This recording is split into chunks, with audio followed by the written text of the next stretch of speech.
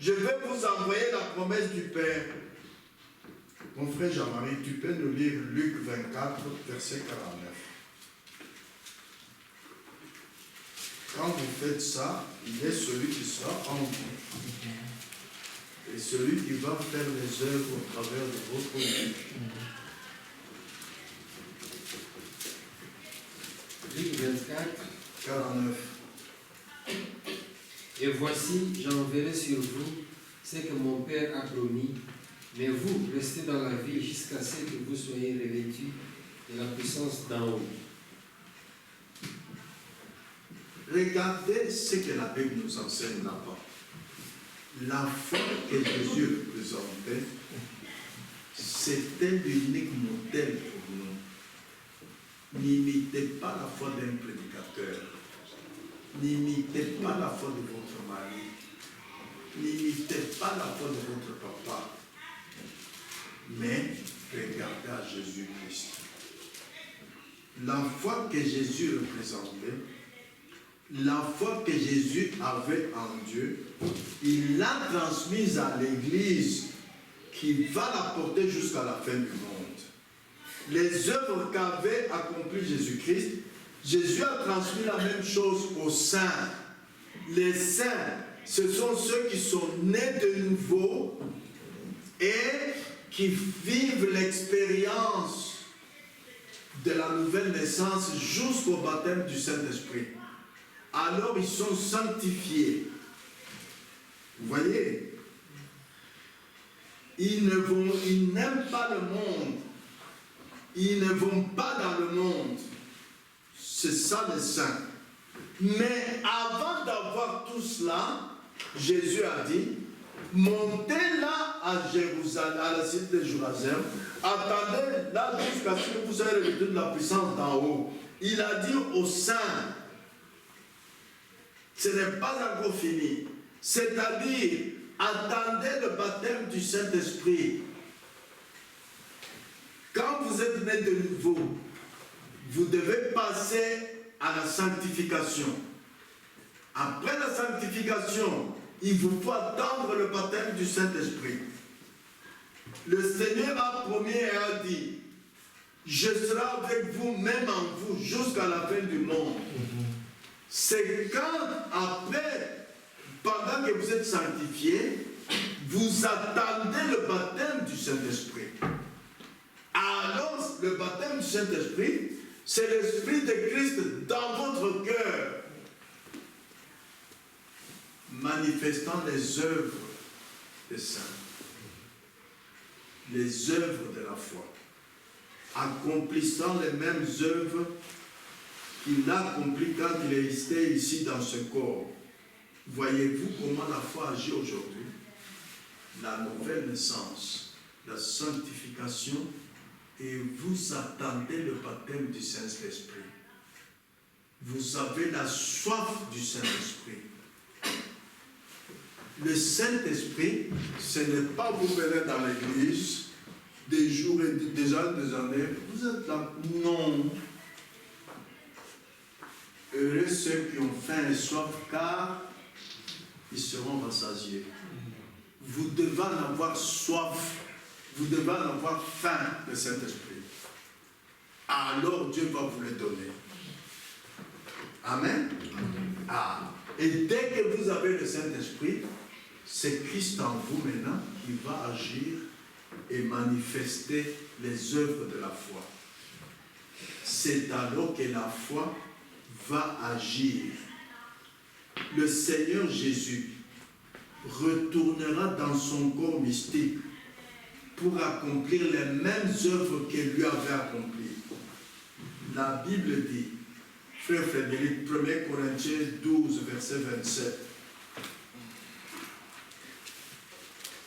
1 Corinthiens chapitre 12, verset 27. Tu peux lire.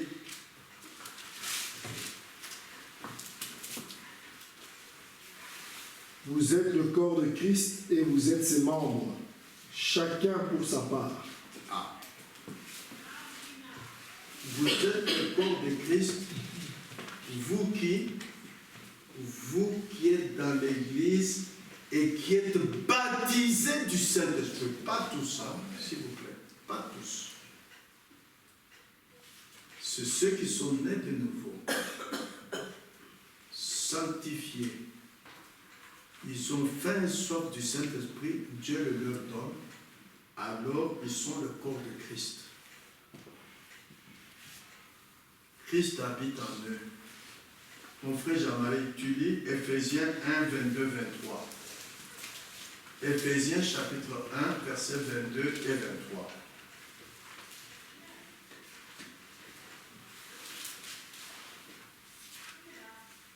Il a tout mis sous ses pieds et il a donné au chef suprême à l'Église, qui est son corps, la plénitude de celui qui remplit tout en tous.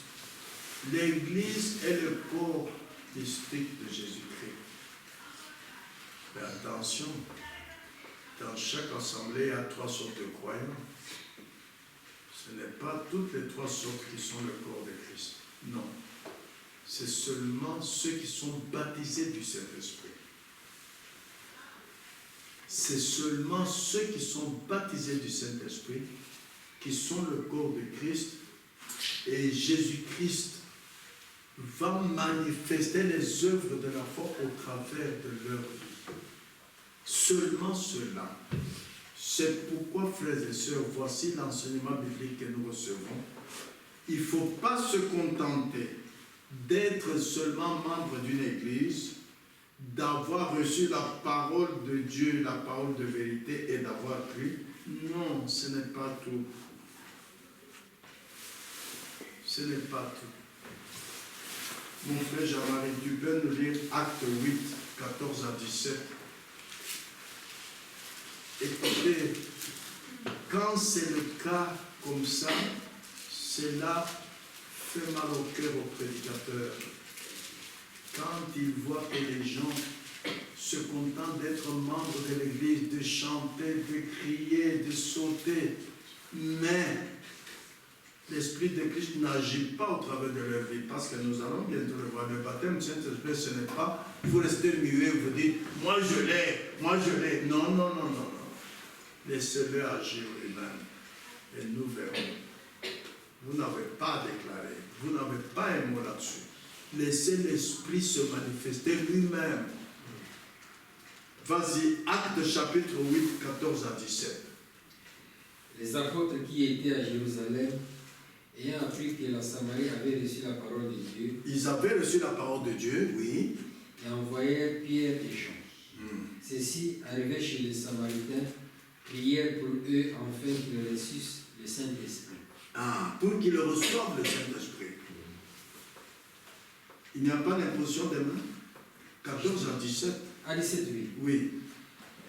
Car il n'était encore descendu sur aucun d'eux. Ah, Ils avaient seulement été baptisés au nom du Seigneur Jésus.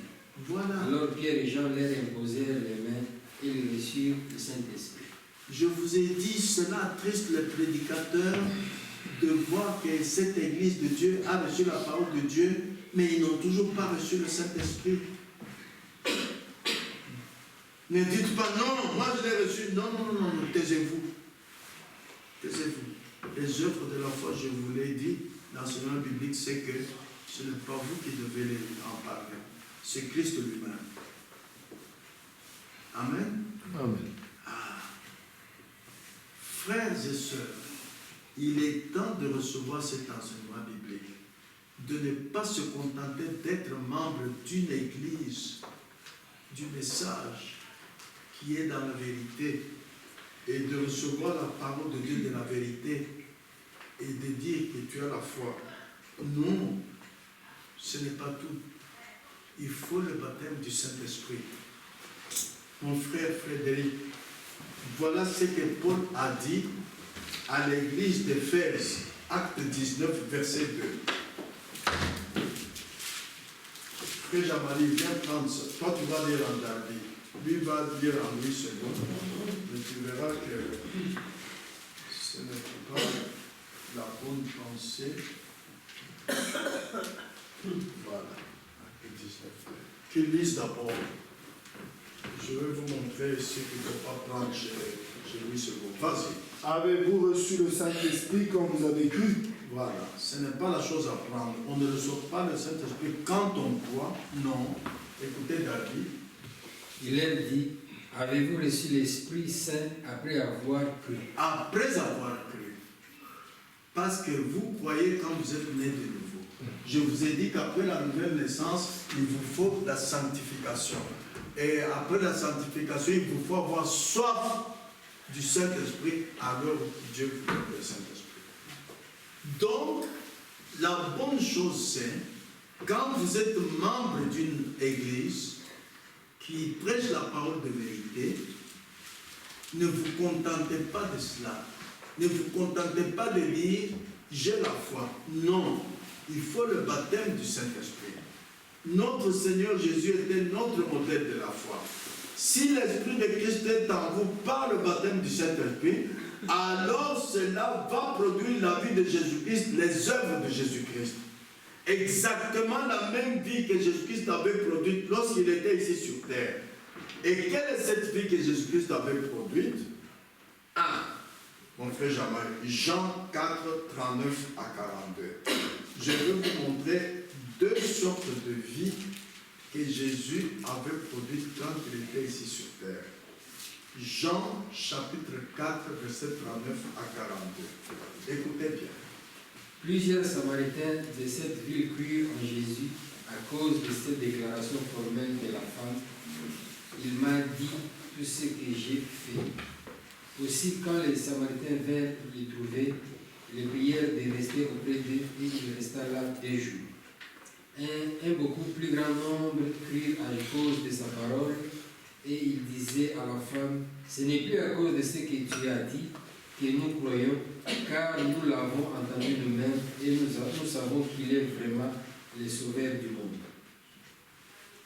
Après ces 2 jours, Jésus partit de là pour se rendre à la ville. C'était le jour où Jésus a rencontré la femme samaritaine. Il n'a pas fait de miracle. Il n'a pas manifesté une œuvre de puissance qui pouvait étonner les gens. Mais seulement sa façon de parler.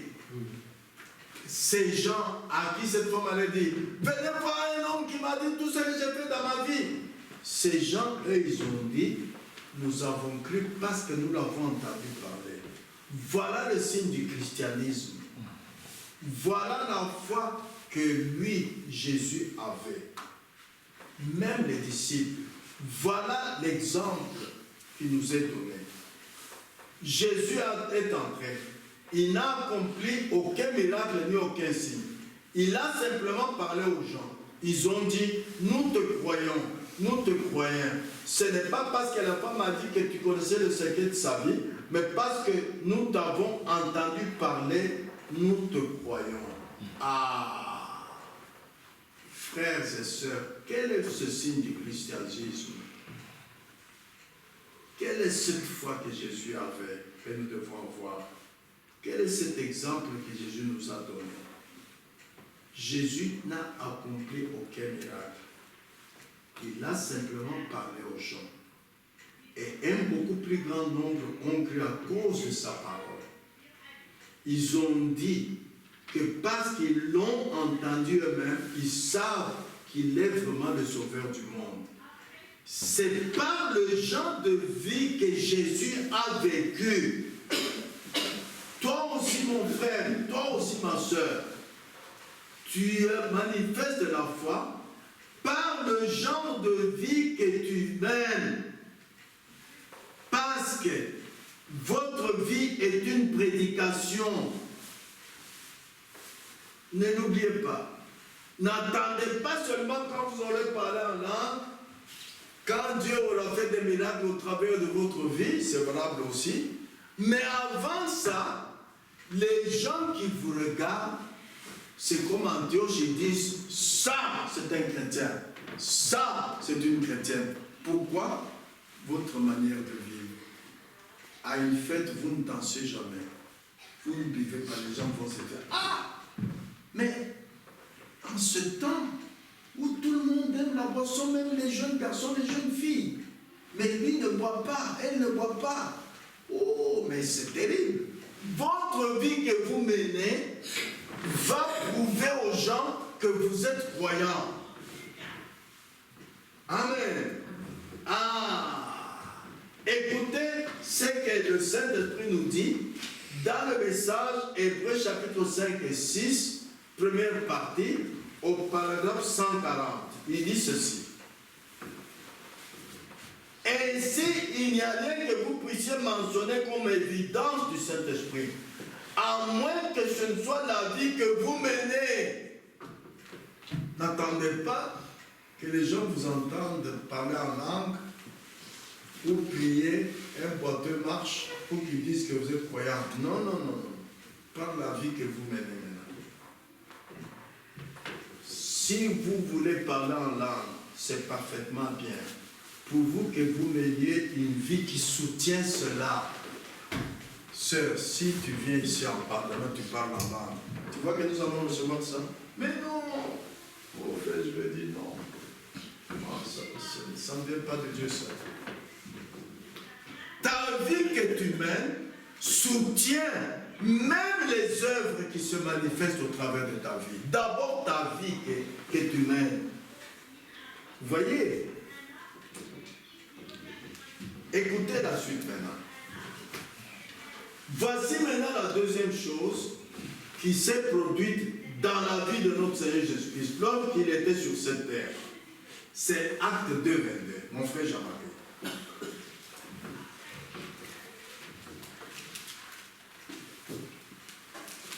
Acte 2, 21. 22. Ô Israélites, écoutez ces paroles. Jésus de Nazareth, cet homme à qui Dieu a rendu témoignage devant vous par les miracles, les prodiges et les signes qu'il a opérés par lui au milieu de vous, comme vous le savez vous-même. Maintenant, vous voyez, cet homme à qui a rendu témoignage devant vous, de quelle manière? Pas sa théologie? Non. Pas sa grande position dans l'église? Non. Pas son diplôme? Non. Pas sa grande éloquence? Non plus. Cet homme à qui Dieu a rendu témoignage devant vous, par les miracles et les prodiges que Dieu a accomplis par lui au milieu de vous tous et dont vous êtes tous témoins.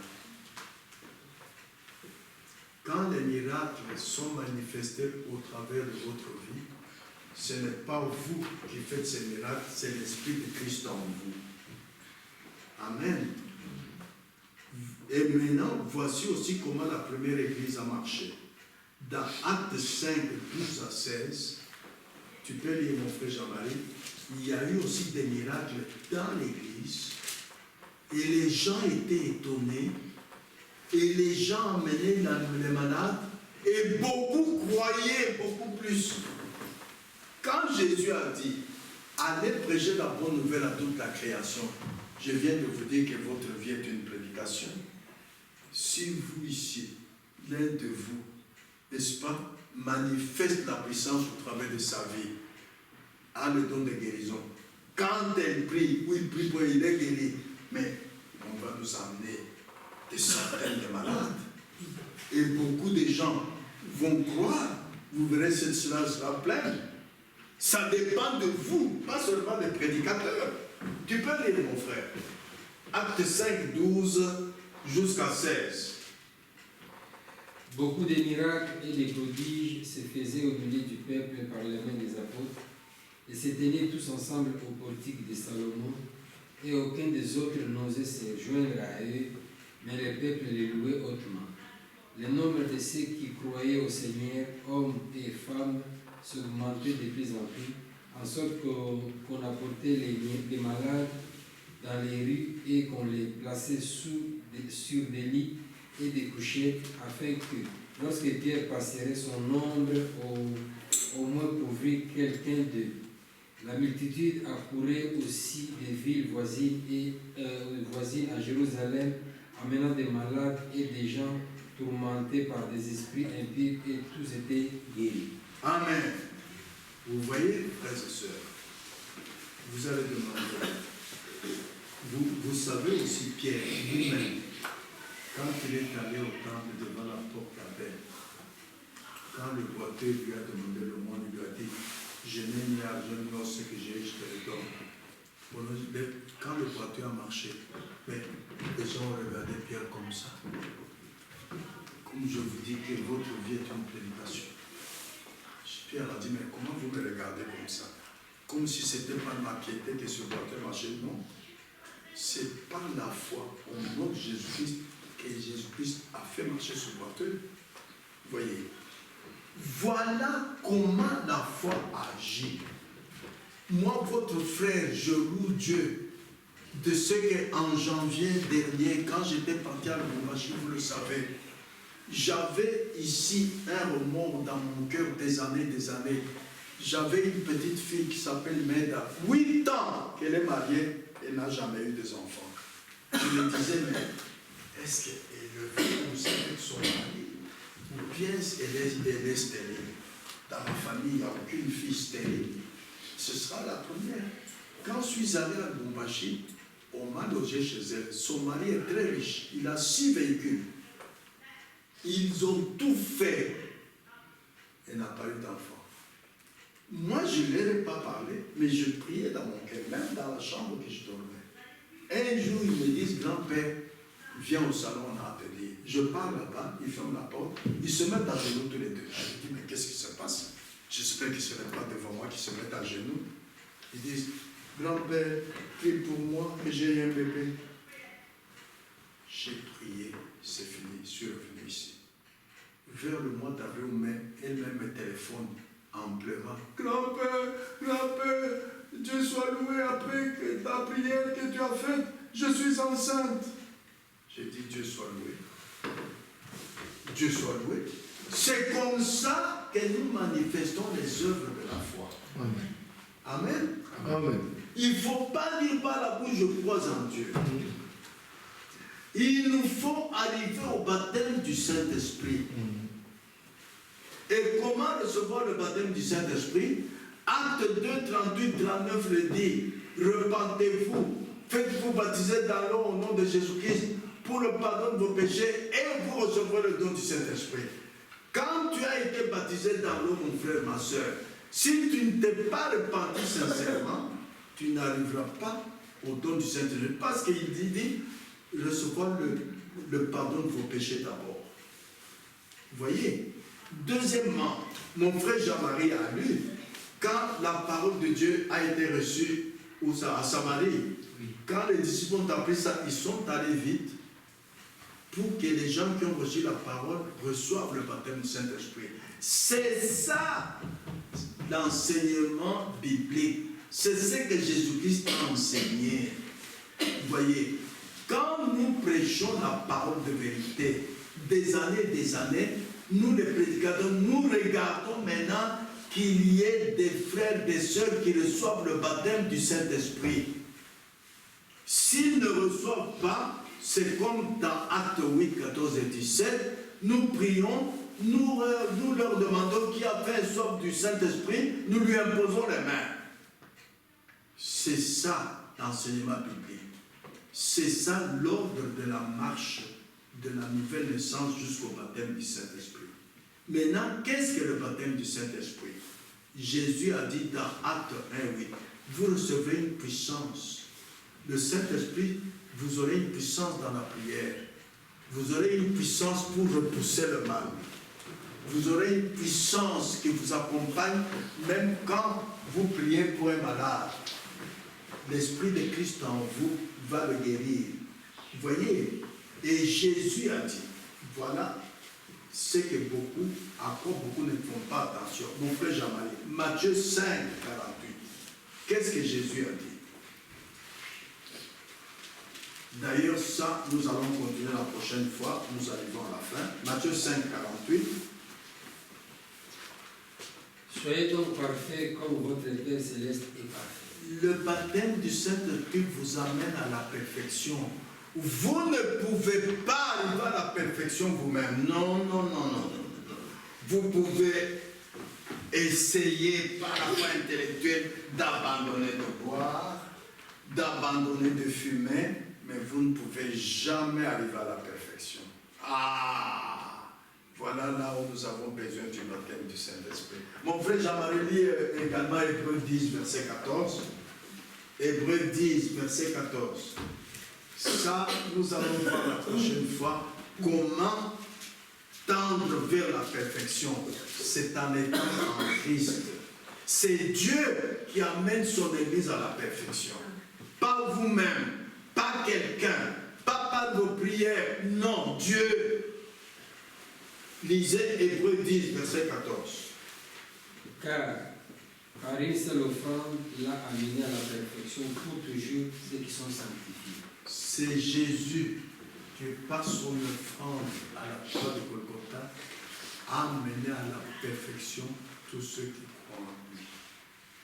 Et comment est-ce qu'il les amène à la perfection? D'abord, vous devez être baptisé du Saint-Esprit. Alors, vous allez maintenant vers la perfection. Nous le verrons la prochaine fois par la grâce de Dieu. Pour terminer, ce qu'il nous faut aujourd'hui dans cette ville de Bruxelles, c'est quoi? Nous savons que Dieu traite avec les individus. Quand je dis ça, ne regardez pas gauche-droite, regardez-vous vous-même. Écoutez ce que le Saint-Esprit a dit par le prophète messager du 7e âge dans le message « Comment la foi agit » au paragraphe 39. Regardez ce qu'il nous faut dans cette ville. Ce qu'il vous faut dans cette ville, c'est une bonne église de l'évangile du Saint-Esprit, une bonne église à l'ancienne mode dans cette ville. Pas dire, mais les temps ont changé, frère. Non, non, non. Jésus-Christ est le même, hier, aujourd'hui, éternellement. Ne venez pas dire, mais les temps ont changé. Mais vous savez, il y a le climat qui a changé comme il fait parfois. Les sœurs peuvent mettre un pantalon en dessous. Non, non, non, non. Jésus-Christ, lui, ne change pas. Dieu veut la première place. Dieu veut être avant votre vie. Même si vous devez mourir en obéissant à Dieu, acceptez de mourir. Alors vous serez bénis. Amen. Alors il dit, c'est une bonne église de l'évangile du Saint-Esprit à l'ancienne mode dans cette ville. Il vous faut un réveil, non pas un service de guérison. Il vous faut un réveil et ramener les gens dans la dimension spirituelle. Ramener les gens à dire, Dieu m'a dit, Dieu m'a dit, le Saint-Esprit m'a conduit, Dieu m'a montré. Voilà le réveil. Alléluia. Amen. Voilà le réveil. Je pense que je vois qu'il est écrit que ça peut le faire. Et quand vous avez un désir dans votre cœur, Dieu vous le donne. Pour arriver au réveil, qu'est-ce qu'il faut faire? Vous le savez. Il faut chercher Dieu. Psaume 14, verset 2. Il faut chercher Dieu. Terminez de chercher les Écritures, de chercher ce que le prédicateur l'a dit là, mais c'est où quand il disait là? Non, non, non. Dès que vous rentrez chez vous, cherchez Dieu. Tu peux lire Psaume 14, verset 2. L'Éternel, du haut des cieux, regarde le Fils de l'homme pour voir s'il y a quelqu'un qui soit intelligent, qui cherche Dieu. Si vous êtes intelligent de cœur, vous allez chercher Dieu. Dieu va vous emmener dans un réveil. Nous voulons maintenant nous tourner vers le côté spirituel et mettre de côté le côté charnel. Écoutez encore ce qu'il dit au paragraphe 54. Quel réveil à l'ancienne mode qui sauvera tous ceux qui fréquentent les débits de boissons se déclenche ici. Oh Dieu. Pas dire ne fumez pas. Non, non, non, non. Par une prière, par la conduite du Saint-Esprit, le frère même vient dire, ah, c'est terrible. Depuis que vous avez prié pour moi ici, maintenant j'essaie de fumer, j'ai envie de vomir. Je ne peux plus fumer, Dieu soit loué. Que lui-même vienne témoigner.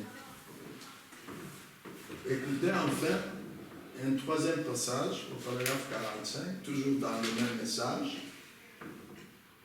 Cherchez toujours la face de Dieu et obéissez à Dieu. Amen. Amen. Que Dieu vous bénisse. Inclinez la tête pour l'adoration.